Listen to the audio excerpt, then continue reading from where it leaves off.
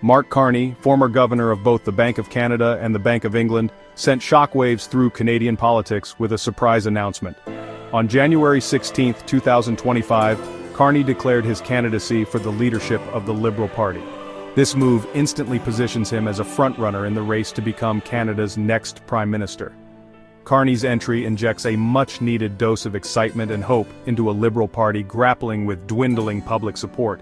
Carney's campaign launch focused on a message of unity and pragmatism. He presented himself as a seasoned leader capable of navigating Canada through turbulent economic waters. With a global recession looming, his experience at the helm of two of the world's most influential central banks holds undeniable appeal. Carney's platform prioritizes addressing bread-and-butter issues such as housing affordability and healthcare access. He promises to tackle the rising cost of living, a key concern for Canadians across the political spectrum. His economic expertise and international stature offer a stark contrast to the fiery rhetoric of his main opponent, Conservative Party leader Pierre Poilievre. However, Carney's entry into the race is not without its challenges. He faces skepticism from some quarters about his political experience.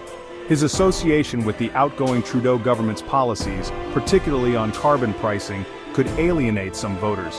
Despite these hurdles, Carney's arrival has undeniably shaken up the political landscape and injected much-needed energy into the Liberal Party. Carney's entry comes at a critical juncture for the Liberal Party. After nearly a decade in power, Justin Trudeau announced his resignation as Prime Minister in early January 2025. The once popular leader saw his approval ratings plummet amidst a series of scandals and growing public discontent with the rising cost of living. Trudeau's departure left a void in the Liberal Party, leaving them scrambling to find a successor capable of revitalizing their image and connecting with an increasingly disillusioned electorate. The Liberal Party faces an uphill battle in the upcoming federal election. Recent polls place them significantly behind the Conservative Party, led by the charismatic, albeit polarizing Pierre Poilievre. Poilievre has successfully tapped into a vein of discontent among Canadians, particularly those struggling with the rising cost of housing and stagnant wages. The Liberals hope that Carney's arrival will help them regain lost ground. His international profile and economic credentials offer a stark contrast to Poilievre's populist rhetoric. However, it remains to be seen whether Carney can connect with ordinary Canadians and shake off the perception of being an out-of-touch elitist. The Liberal Party is banking on his ability to do so if they are to have any hope of holding on to power in the next election. The stakes are high for the Liberal Party. A decisive victory for the Conservatives under Poilievre could usher in an era of right-wing populism in Canada.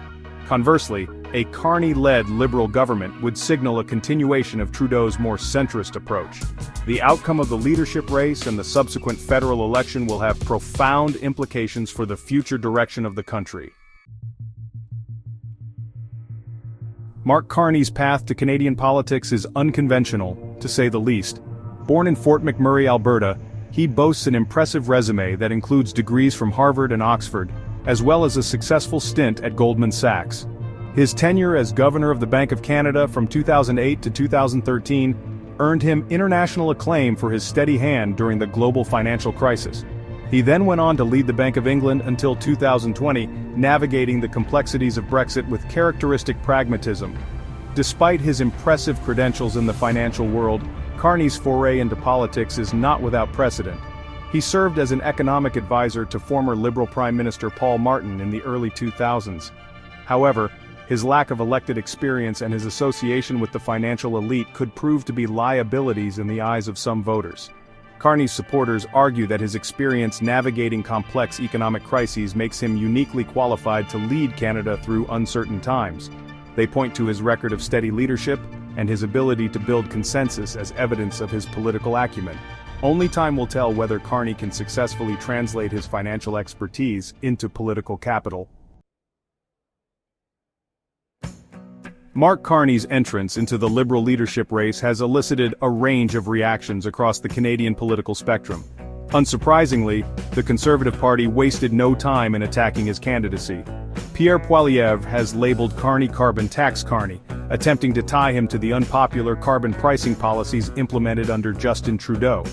The Conservatives accuse Carney of being out of touch with the concerns of ordinary Canadians, highlighting his time spent working in high finance. They argue that his policies will only benefit the wealthy and well-connected, further exacerbating the affordability crisis gripping the country.